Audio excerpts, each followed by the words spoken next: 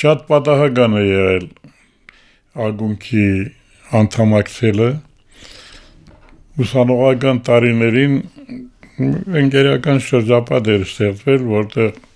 նույնիսկ ավարտելուց հետո մենք հաճախակի հանդիպում էինք սրճարաններում, տներում եւ հետաքրքիր միջոցառումներ էինք անցկացնում, դա էր մեր կենցաղներ, մեր ժամանակներ եւ այդ ժամանակը մերն էր, մենք վայելում էինք այդ ժամանակը երիտասարդ տարիներ էին։ Մի օր մեր համալսարան ընկերներից մեկը Ղուկասյան Սևակը մի միջոցառման ժամանակ ասեց Զարքիս դու գիտես որ Մարոն խումբ է ստեղծել լեզվի ինստիտուտում դու հրաշալի երգում ես գնանք թող քեզ լսի ասի Սևակ ջան Մարոն իմ գրափարի դասախոսն է եղել ես նրանից այնքան եմ քաշում ամաչում եմ ոնց գամ Մարոյի մոտ ոչինչ ինչ անենք ասեց գնանք մեկ երկու այդպիսի ուրեմն մեր հանդիպումից հետո համարձակություն ունեցա Սևակի հետ գնացի Մարոն տեսավ դե ճանաչում էր խոսեցինք եւ ասեց դու երգում ես ասի երբեմն ասի ընկերների շրջապատում երգում եմ եւ ինչն էր կարեւոր որ ասեց ինչ կարող ես երգել մտածեցի եթե երգել անհրաժեշտ ես ուրեմն Ցրոնքի պատերազմի հերոս նախատակ Գուրգեն Եվրոպեն Գուրգենի նախատակության վերաբերյալ Իսահակյանի հեղինակությամբ երգ կա որ իմ հայրը եւ եղբայրս անընդհատ դնդանում էին ճիշտ խոսքերով բան եւ հետագայում երբ լսում էի աղավաղված մի տոն այստեղից մի տոն այնտեղից երգում էին եւ ես այդ երգը ներկայացրեցի երգեցի անջանակ զիլդրայնունի երգեցի այդ ասեց էս նոր բան է դա նոր չասի ընկեր Մուրադյան ես իրեն դեռ ընկեր Մուրադյանով եկություն սա Իսահակյանի խոսքերն են Իսահակյանի հեղինակությամբ երգը իմ հայրը հայերեն երգեր քիչ է երգում բայց ես երգը տարիներ շարունակ ինքը մրմնջում էր երգում էր եւ իմ հիշողության մեջ մնացել է եւ այդ մի փորձից հետո ինչպես իմ հետագայում իմ ընկերներն ասեցին ոչ ոք այդպես չէր եկավ ու մտավ եկա հաստատվեցի կանոնավոր փորձերին էի գնում կանոնավոր ուրեմն այդ ժամանակ շատ էր էլի այն որոք պաշարը շատ էր ես էլ ծնվել մեծացել եմ մի միջավայրում գյուղական մի միջավայրում որտեղ գյուղի 100% բնակիչները արևմտյան Հայաստանից գաղթած հայեր էին այդ բարերը եղերնբայն դրանք ինձ արդեն շատ վրդովեցնում են մարդիկ որոնք այդ յաթաղանից պրծած եկել էին եւ ցավը նաեւ երկով էին արտահայտում ցավը իրենց երկով էին նաեւ արտահայտում այդ մարդիկ այդ գյուղը որտեղ ես մեծացել եմ իմ առաջի համալսարանը եղել իմ կյանքի համալսարանը այն ծերունիներն էին այն մարդիկ որոնց ինձ համար միջև հիմա անփոխարինել էին նրանք ուրիշ հոգու տեր մարդիկ նրանք ուրիշ մտածողություն ունեին Տարաճանաչ չէին անգամ,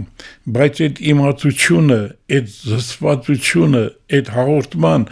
մարդկանց հետ առնչվելու, շփվելու իրենց այդ հատկանիշը բացառիկ էր, ես չեմ պատկերացնում, այդպիսի մարդիկ ինչպիսի կան,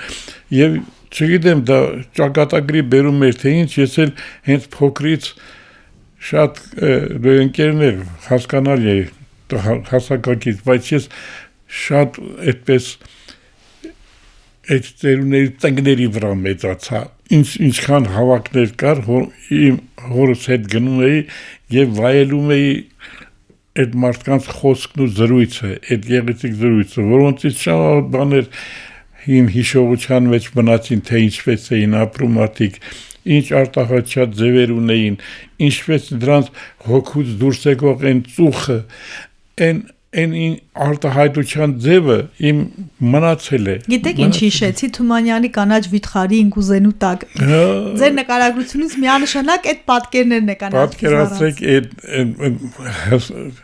հսկա երևույթ է եւ դրանցից կյանքից բնական է, մահը բոլորին է, դրանցից ով որ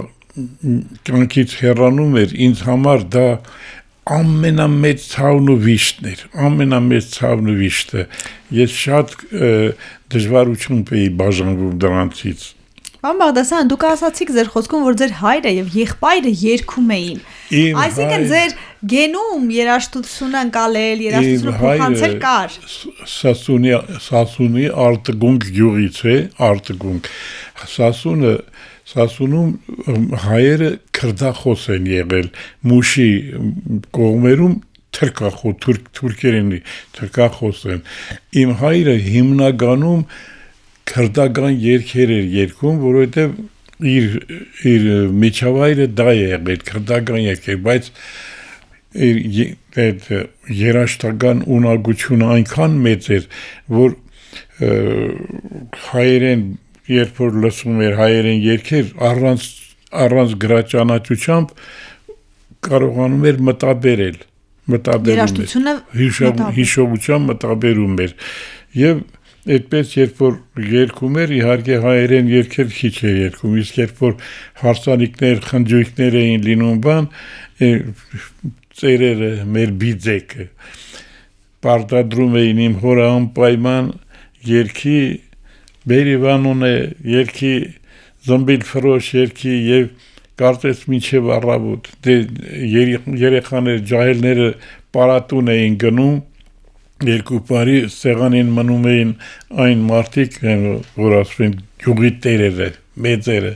եւ պարտադրում էին իմ հորը խնդրում են ամեն մեկը իր պատվերն ուներ, թե որ երգը պետք է երգի եւ գարնանային աշխատանքների ժամանակ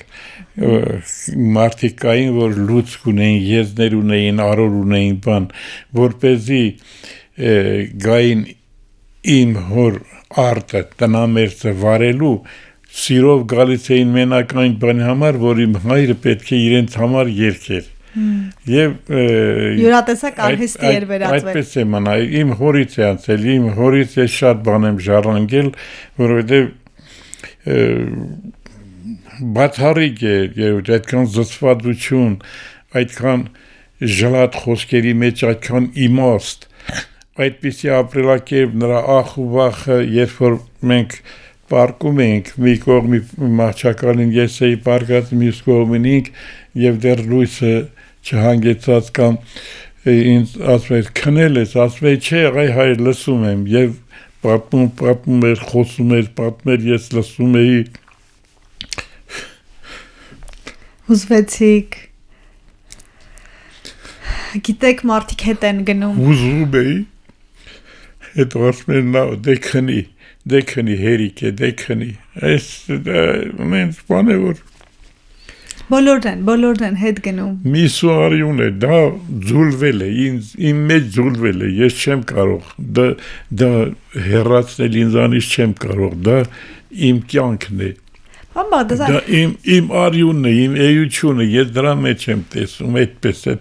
դա անկրկնելի երևույթ է, հիմա էլ կան շատ սիրով ամուսիններ, հիմա էլ կան շատ սիրող